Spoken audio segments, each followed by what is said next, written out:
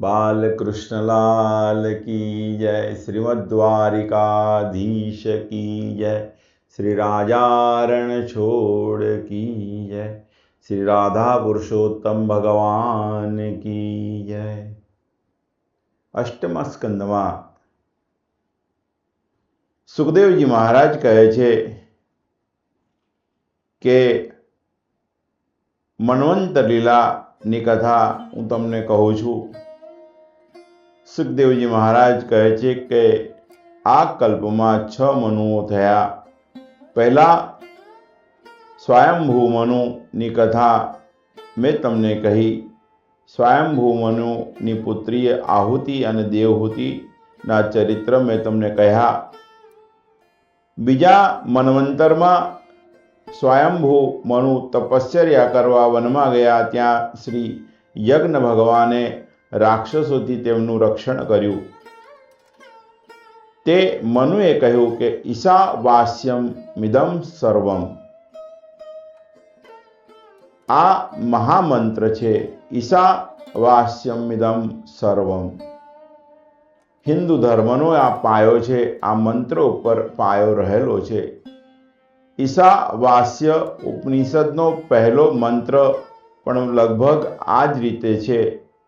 ઈશ્વર વડે આ જગત વ્યાપ્ત છે અને લોકમાં જે કોઈ પણ પ્રાણી વગેરે છે એ ઈશ્વર વડે જ વ્યાપ્ત છે। માટે તે ઈશ્વર જે આપે તે તું ભોગવ, ત્યાગ કરી અને ભોગવ। એ સર્વ ઈશ્વરને સમર્પણ કર, અનાસક્તિ પ્રમાણે તું ભોગવ।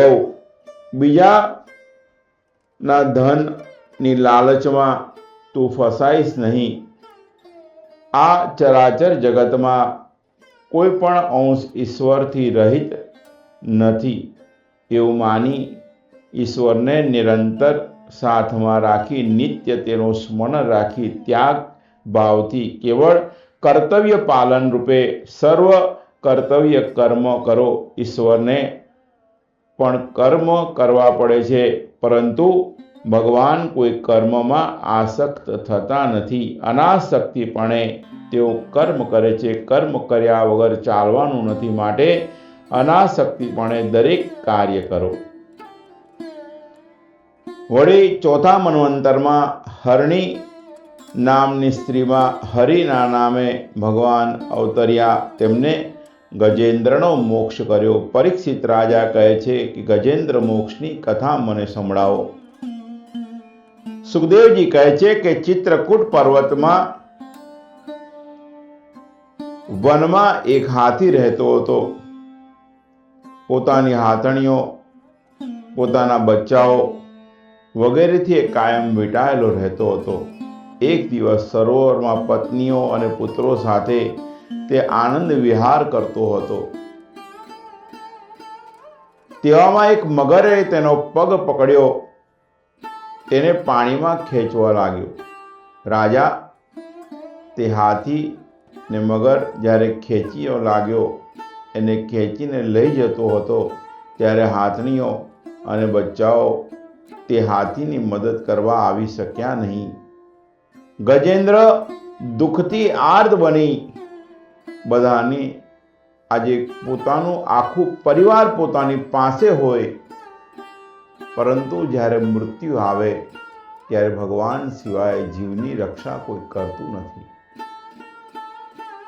દુઃખનો સમય હોય ત્યારે બધાનો સાથ મળતો નથી। ખાલી એક જ છે જે પરમાત્મા, જે જીવની સદા સર્વદા સર્વકાળે રક્ષા કરતા હોય છે। આર્ધ હૃદયનો અર્થ છે જ્યારે કોઈ બીજો ભાવ હૃદયમાં રહે નહીં, ખાલી એક ભાવ હોય કે પરમાત્મા મારા છે, ભગવાન સિવાય મારું કોઈ જ નથી। એ ભાવથી જ્યારે જીવ પરમાત્માને યાદ કરે ત્યારે પરમાત્મા પ્રગટ થાય અને જીવની રક્ષા કરે। આર્ધ ભાવથી ગજેન્દ્રએ ભગવાનની સ્તુતિ કરી, ભગવાનને પ્રાર્થના કરી કે નાથ, હું તમારો છું, આખો પરિવાર હું મારી પાસે જોઈ રહ્યો છું, પણ કોઈ મને અત્યારે મદદરૂપ થઈ નથી રહ્યું। અત્યારે તમારું નામ સ્મરણ કરી અને તમે મારી રક્ષા કરો. વારંવાર જીવ જે છે આર્ત ભાવે ભગવાનને યાદ કરે છે, ત્યારે આર્ત ભાવે જ્યારે એને ભગવાનને પોકાર્યા તે જ વખતે એની સ્તુતિ ભગવાને શ્રવણ કરી અને સુદર્શન ચક્રને આજ્ઞા કરી. સુદર્શનથી મગરને મારે છે. ગજેન્દ્રનો ભગવાને ઉદ્ધાર કર્યો છે. સંસારના વિષયોમાં આસક્ત જીવને કાળનું ભાન રહેતું નથી. મનુષ્ય જે છે એનો એક સ્વભાવ હોય છે, એનું સ્વાસ્થ્ય સારું હોય અને બધી જ રીતે એ સુખી હોય ત્યારે પરમાત્માનું સ્મરણ કરી શકતો નથી.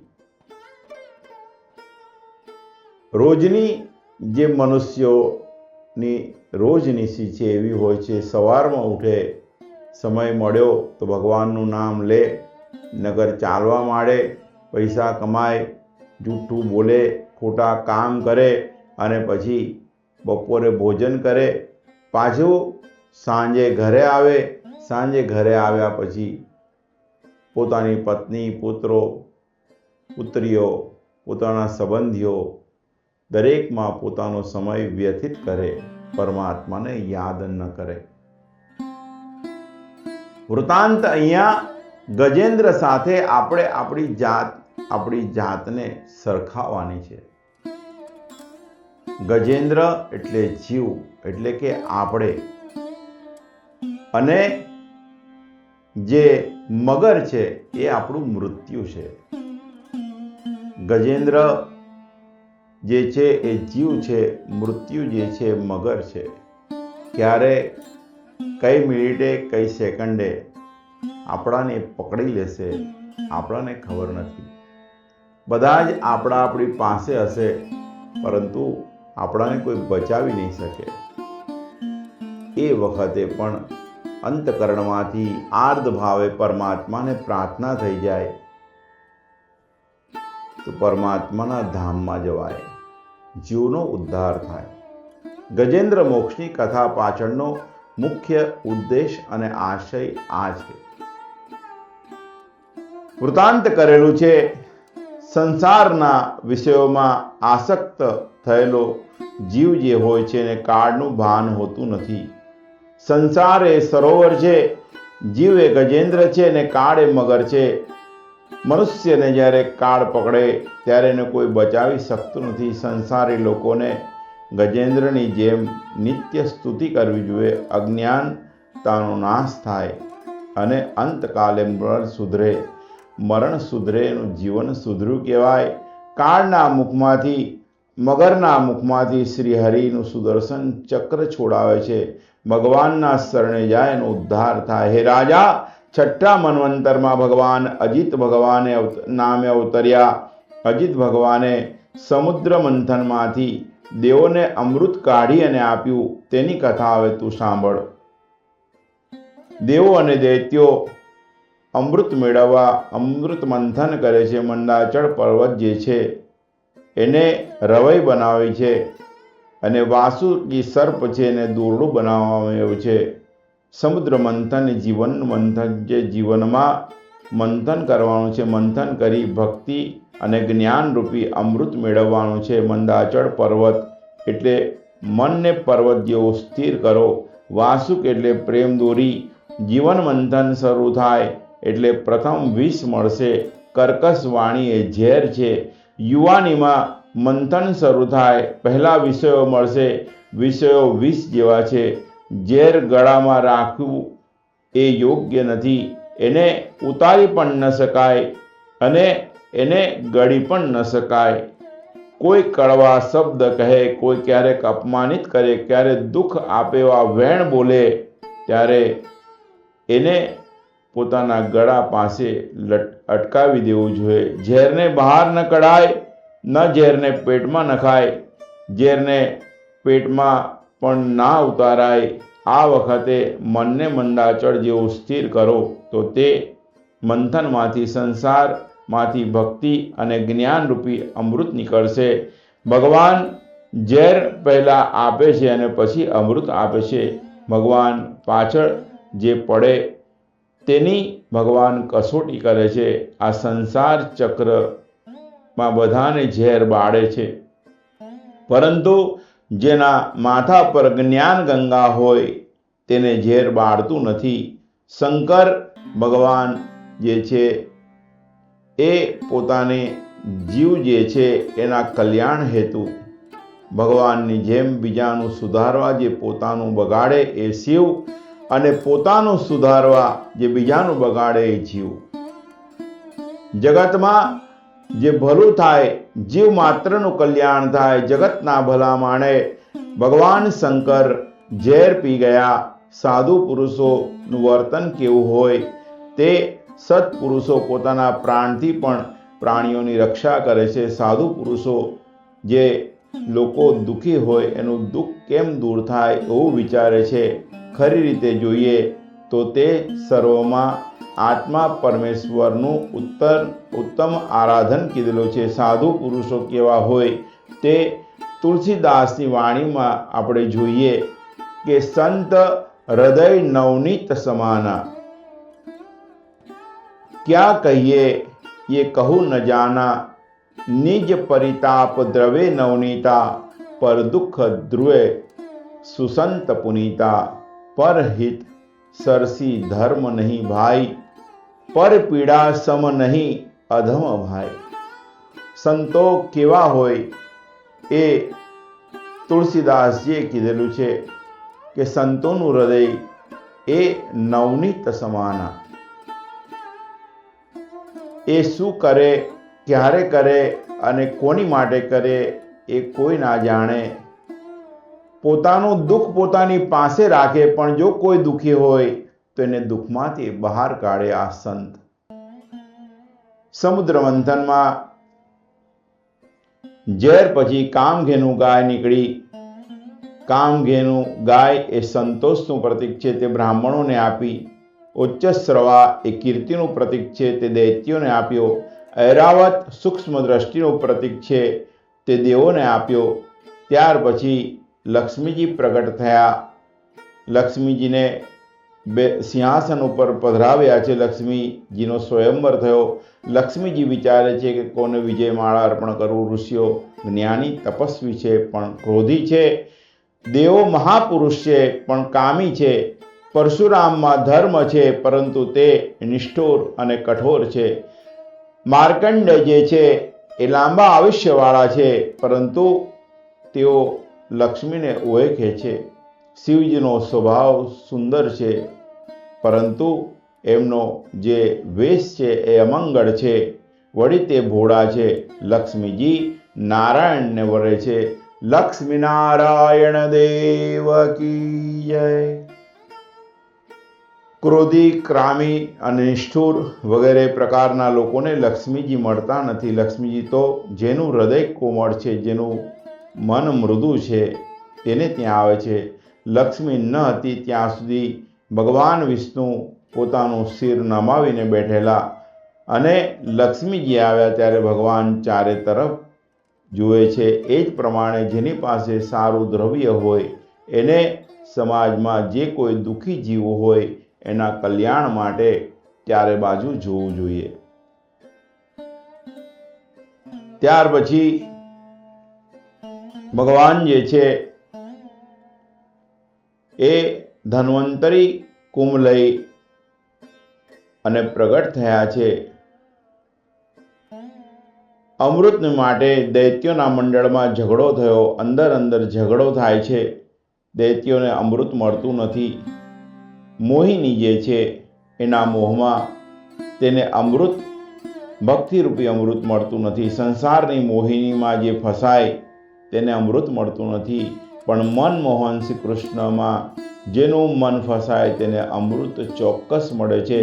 ભગવાન મોહિનીનું સ્વરૂપ પ્રગટ કરેલું મોહિનીનું રૂપ જોઈ દૈત્યો કામાતુર બન્યા છે. દૈત્યો અને દેવોમાં અમૃત લેવા માટે જે ઝઘડો થવા લાગ્યો તે વખતે મોહિની દૈત્યો પાસે જઈ અને કહે છે કે ઉપરનું જે પાતળું પાતળું અમૃત છે એ હું દેવતાઓને આપી દઉં, અને પછી જે છે જે નીચે ચક્કો જામેલો છે એ હું તમને આપીશ. દૈત્યો જે હતા કામાન બનેલા કહે છે, अच्छा अच्छा आप जो करो हमारे लिए अच्छा होगा, ये करके आप पहले उनको दे आओ, बाद में हमें देना. દૈત્યોએ મોહિનીનું સ્વરૂપ જે હતું એમાં મોહિત થઈ ગયેલા હતા. મોહિનીએ બે પંગત પાડી, એક બાજુ જે હતું એ દેવતાઓને બેસાડ્યા અને બીજી બાજુ દૈત્યોને બેસાડ્યા. દૈત્યોને બેસાડ્યા, પહેલા દેવોને આપવા લાગ્યા. દેવો ફટાફટ પીવા લાગ્યા. અમૃતમાં એવો કોઈ નીચે ચક્કો એવું કશું હોય જ નહીં, પણ એ લોકો મોહીના મોહમાં એટલા અંધ બની ગયેલા. ભગવાનને બધું અમૃત આપી દેવાનું નક્કી થયેલું હતું. દેવતાઓને અમૃત આપ્યું. દેવતાઓ જે છે એ અમૃત પી ગયા, માટે એ અમર થઈ ગયા. એ વખતે મહાદેવજી પણ ભાન ભૂલ્યા છે. 7મા મન્વંતરમાં શ્રાદ્ધદેવ નામના મનુ થયા.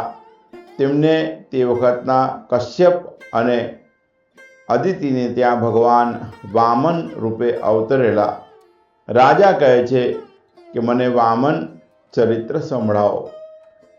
સુખદેવજી કહે છે કે ઇન્દ્રથી હારેલા બલિરાજા બ્રાહ્મણોની સેવા કરી પુનઃ પુષ્ટ થયા.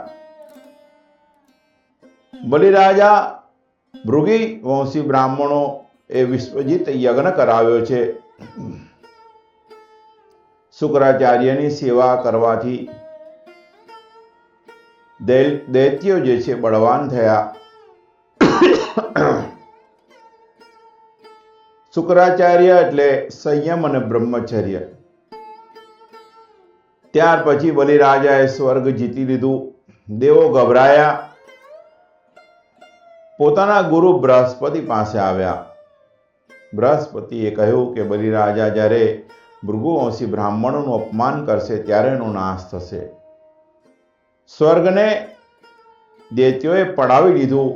હવે દેવો નાસી ગયા એટલે દેવ માતા સંતાપ કરવા લાગ્યા. કશ્યપ ઋષિએ સંતાપનું કારણ પૂછ્યું એટલે અદિતિએ કહ્યું. અદિતિ કહે છે કે મારા જે સંતાનો છે દુઃખી છે. અદિતિ અને કશ્યપનો ગૃહસ્થાશ્રમ એ શ્રેષ્ઠ કીધેલો છે. સર્વ આશ્રમમાં ગૃહસ્થાશ્રમ જે છે શ્રેષ્ઠ છે. ગૃહસ્થાશ્રમમાં કામ સુખ ગૌણ છે, ધર્મ મુખ્ય છે. અદિતિ એટલે અભેદ, આકાર વૃત્તિ બ્રહ્માકાર ઇતિ, અને કશ્યપ એટલે જેની મનોવૃત્તિ મન બ્રહ્માકાર બન્યું છે. સ્ત્રી જો અદિતિ અને પુરુષ જો કશ્યપ બને તો તેના ઘરે ભગવાનનું અવતરણ થાય. પવિત્ર ગૃહસ્થાશ્રમ જે છે એને ત્યાં ભગવાન પુત્ર તરીકે પ્રગટ થાય છે અને પુત્ર તરીકે એને રમાડી શકાય છે. પણ તે ક્યારે બને? જ્યારે પુરુષ કશ્યપ બને અને સ્ત્રી જે છે એ અદિતિ બને. ભગવાનની દ્રષ્ટિથી જોશો તો સૃષ્ટિ સુધરશે. દ્રષ્ટિ સુધરશે તો જ સૃષ્ટિ સુધરશે. ભગવાન આંખ આપે છે, દ્રષ્ટિ આપે છે. દેહ દ્રષ્ટિ હશે ત્યાં સુધી કામ તમારી પાછળ પડશે. કામનો વિનાશ કરવો હોય તો દેહ દ્રષ્ટિ નહીં પરંતુ દેવ દ્રષ્ટિ રાખો. કોઈનો બ્રહ્માકાર જોશો નહીં. બાહ્ય આકાર જે છે કોઈ રૂપાળું હોય, કોઈ કાળું હોય, કોઈ જાડું હોય, કોઈ પાતળું હોય, કોઈ લાંબુ હોય, કોઈ ઠીંગણું હોય. આ બધો બાહ્ય આકાર છે. પરમાત્મા જે છે આપણી આકૃતિ નથી જોતા. પરમાત્મા આપણી કૃતિ એટલે કે આપણું હૃદય જુએ છે. એક વખત જનક રાજાના દરબારમાં અષ્ટવકરા ઋષિ આવ્યા. સંતોની સભા હતી. જનક રાજા ખૂબ વિદ્વાન અને જ્ઞાની હતા. એમને સંતોની સભા રાખેલી. અષ્ટવકરા ઋષિ જે છે એના 8 અંગ વાંકા હતા. 8 અંગ એમના વાંકા હતા. અષ્ટવકરા ઋષિ જે છે એ જ્યારે સભા શરૂ થયા પછી એ જ્યારે ત્યાં પ્રવેશ કરે છે ત્યારે સભાખંડ હોય છે એમાં બધા હસવા લાગે છે. બધા એમના શરીરની મજાક ઉડાડે છે. બધાને હસતા જોઈ જનક રાજા પણ હસવા લાગ્યા. એ જ્ઞાની હતા, વિદ્વાન હતા, છતાંય એમને પણ હસવું આવી ગયું. જનક રાજા છે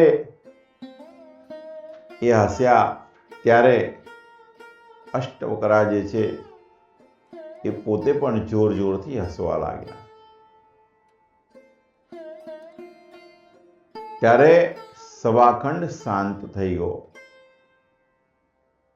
જનક રાજાએ અષ્ટવકરા ઋષિને કહ્યું કે મહારાજ, આ બધા તમારું જે શરીરના 8 અંગ વાંકા છે એ જોઈને બધા હસતા હતા. તમે કયા કારણથી હસ્યા? અષ્ટવકરા ઋષિ જે જવાબ આપે છે ખૂબ સમજવા જેવો છે.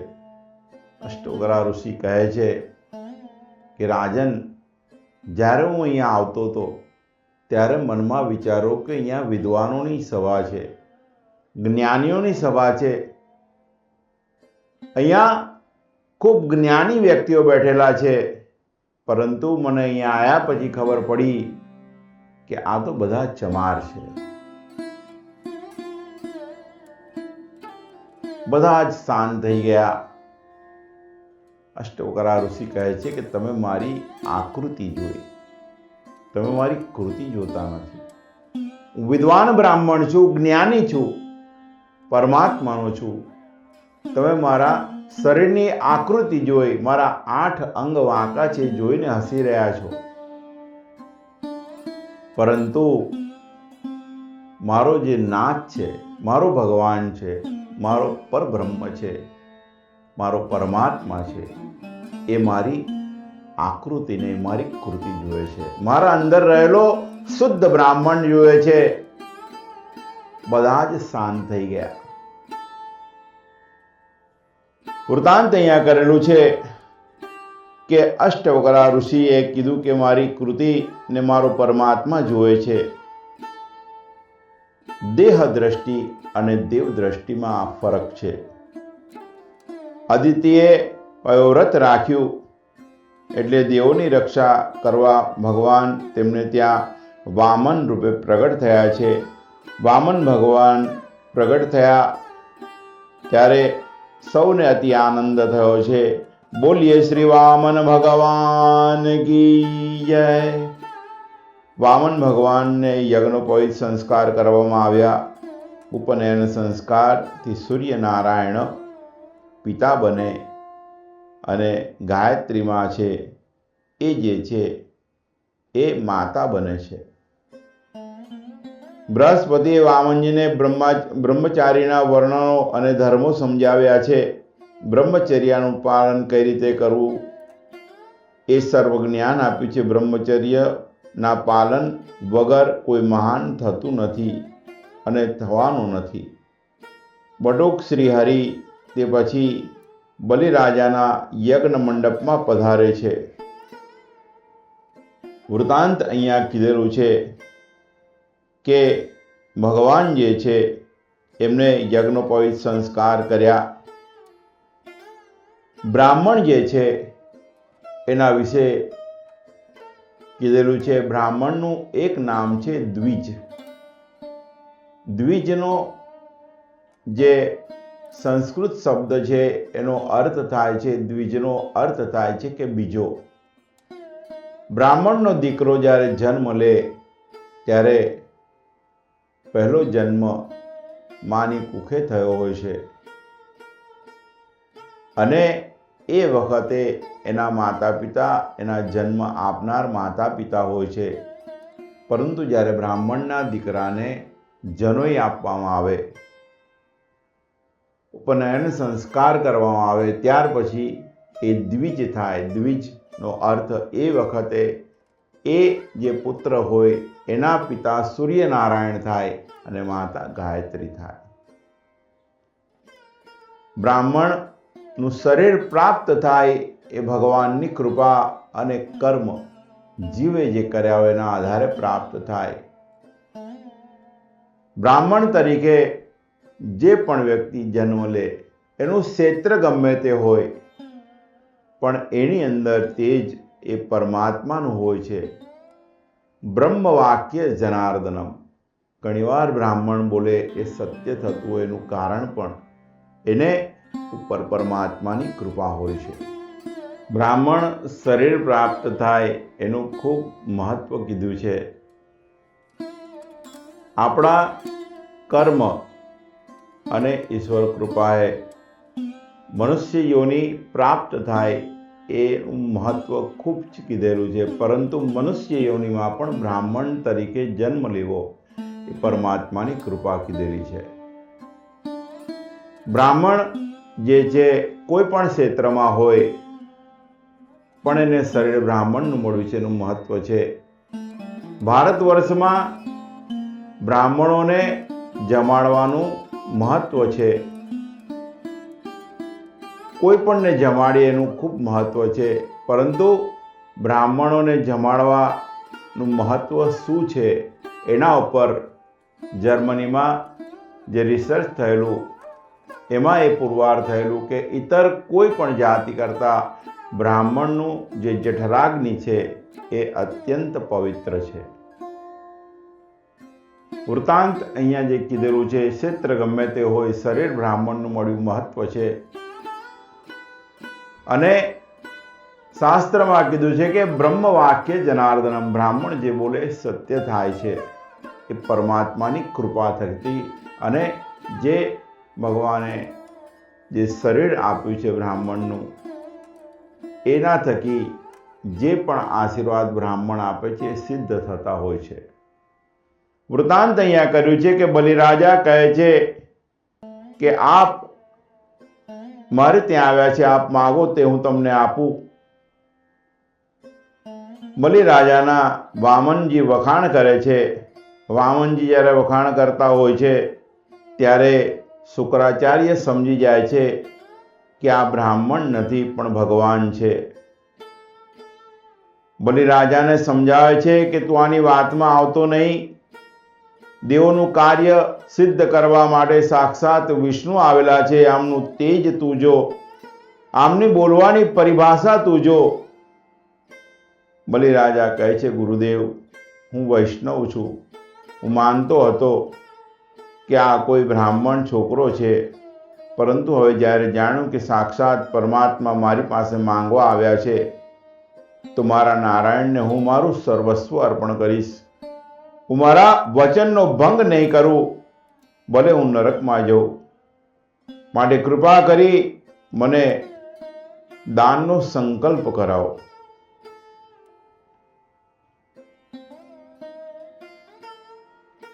શુક્રાચાર્ય કહે છે કે સંકલ્પ હું નહીં કરાવું.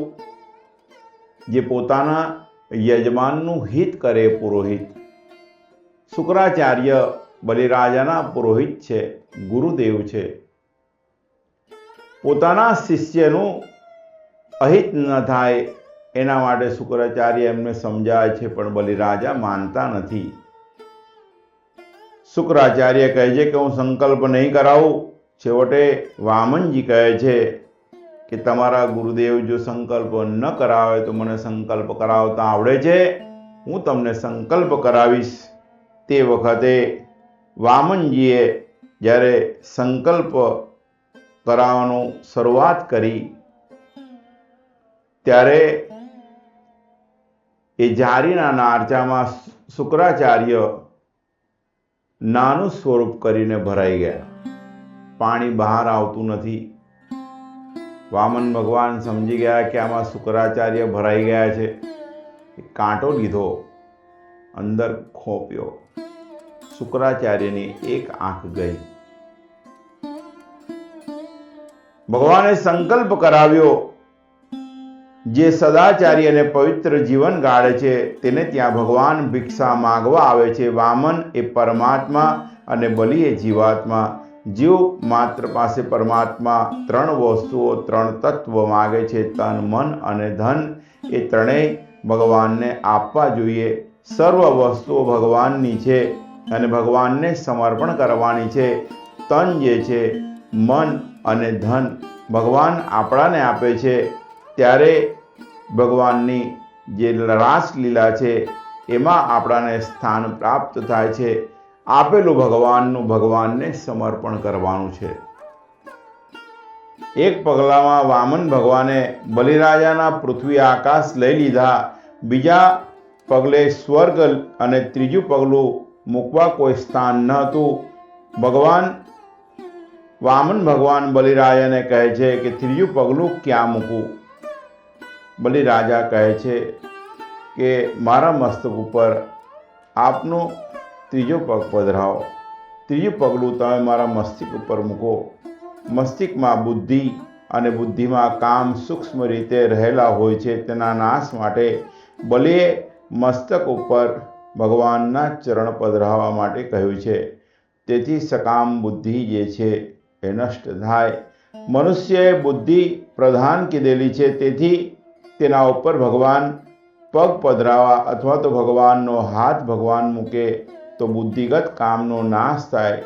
જીવ અને ઈશ્વરમાં મિલન જે વિઘ્ન કરનારું છે અને એ છે કામ. પરમેશ્વરને તન, મન અને ધન અર્પણ કરવા, તેના શરીરનું, તેની દરેક ઇન્દ્રિયોનું ભગવાન રક્ષણ કરે છે. તન, મન, ધનથી ઈશ્વરની સેવા કરો તો તમારી એક એક ઇન્દ્રિયોના દ્વાર ઉપર ભગવાન પહેરો ભરશે. જેની દરેક ઇન્દ્રિયોનું ભગવાન રક્ષણ કરે તેની દરેક ઇન્દ્રિયોમાં આવી ભગવાન વિરાજે છે.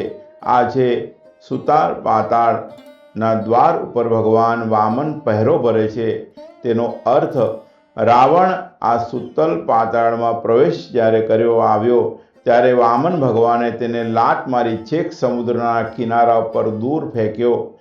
દાન આપ્યા પછી દાન આપનારો દીન ન બને તો દાન સફળ થતું નથી. દાન આપનારમાં અભિમાન ન આવવું જોઈએ.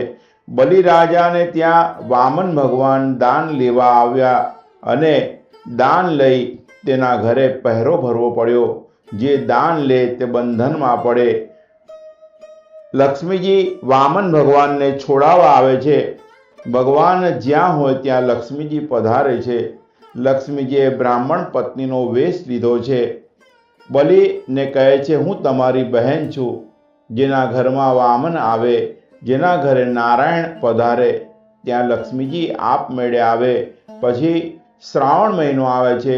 પૂર્ણિમા એટલે કે રક્ષાબંધનના દિવસે બલિરાજાને લક્ષ્મીજી રક્ષાબંધન કરે છે. લક્ષ્મીજીને બલિ વંદન કરી કહે છે, બહેન હવે કાંઈક આપવું જોઈએ. તેથી બલિરાજા લક્ષ્મીજીને પૂછે છે, તમારે જે જોઈએ તે માગો. લક્ષ્મીજી માગે છે કે મારે બીજું કાંઈ જોઈએ નહીં. આ તમારા ઘરે જે પહેરો ભરે છે એમને મને તમે અહીંથી મુક્ત કરો. બલિરાજા પૂછે છે કે એ તમારા શું સગા થાય છે? ત્યારે લક્ષ્મીજી કહે છે કે મારા નારાયણ છે, મારા પતિ છે. આ રીતે લક્ષ્મીજી દાન લઈ પરમાત્માને બંધનમાંથી છોડાવે છે, પ્રભુને છોડાવે છે. તેથી તો ભગવાને કહ્યું છે કે હે બ્રહ્મા, હું જેના પર કૃપા કરું છું તેની પાસેનું ધન વગેરે હરી લઉં છું. કેમ કે ધનના મદમાં મનુષ્ય અભિમાની બની લોકોનું અપમાન કરે છે અને મારું પણ અપમાન કરે છે. ત્યાર પછી મત્સ્ય નારાયણ ભગવાનની કથાનું જે વર્ણન કરેલું છે, મત્સ્ય અવતારની કથા છે. એમાં સત્યવત મનુ મહારાજ કૃતમાલા નદીના કિનારે તપ કરતા હતા. જલ અર્પણ કરતા હાથમાં માછલી આવી જલમાં છોડી ત્યારે માછલીએ કહ્યું, મારું રક્ષણ કરો. રાજાએ તેને કમંડલમાં પધરાવી થોડા સમયમાં ત્યાં મોટી થઈ ગઈ છે. રાજાને ખાતરી થઈ, આ સાધારણ માછલી નથી, આપ સાક્ષાત ઈશ્વર છો. તેવી રાજાએ તેમની સ્તુતિ કરી. મત્સ્ય નારાયણ પ્રભુએ કહ્યું કે 7મા દિવસે પ્રલય થવાનો છે. પ્રલયમાં સર્વનો નાશ થશે. મારું રક્ષણ કરો, હું તમારું રક્ષણ કરીશ. આ ચરિત્રનું તાત્પર્ય એ છે કે સત્યનિષ્ઠ જીવ એ સત્યવ્રત મનુ. કૃતમાલા નદી એ સત્કર્મની પરંપરા રૂપ છે. એવા અધિકારી જીવને પરમાત્મા મળે છે. પ્રલયમાં સર્વનો નાશ થયો, તેમ છતાંય સત્યનિષ્ઠનો નાશ ભગવાન થવા દેતા નથી. મત્સ્ય નારાયણ પ્રભુએ હરિગ્રીવ દૈત્યનો સંહાર કર્યો. મનુ મહારાજને મત્સ્ય સંહિતાનો ઉપદેશ આપ્યો. એવા પ્રભુના ચરણમાં વંદન કરી અષ્ટમ સ્કંદને આપણે વિરામ આપીએ. અષ્ટમ સ્કંદનું વાગ્મય પુષ્પ ભગવાન શ્રી કૃષ્ણના ચરણમાં અર્પણ કરીએ. શ્રી બાલકૃષ્ણલાલ કી જય. શ્રીમદ દ્વારિકાધીશ કી જય. શ્રી રાજારણ છોડ કી જય. આવતીકાલે આપણે રામ જન્મ કરીશું અને 9મા સ્કંદમાં આગળ વધીશું. જય શ્રી કૃષ્ણ.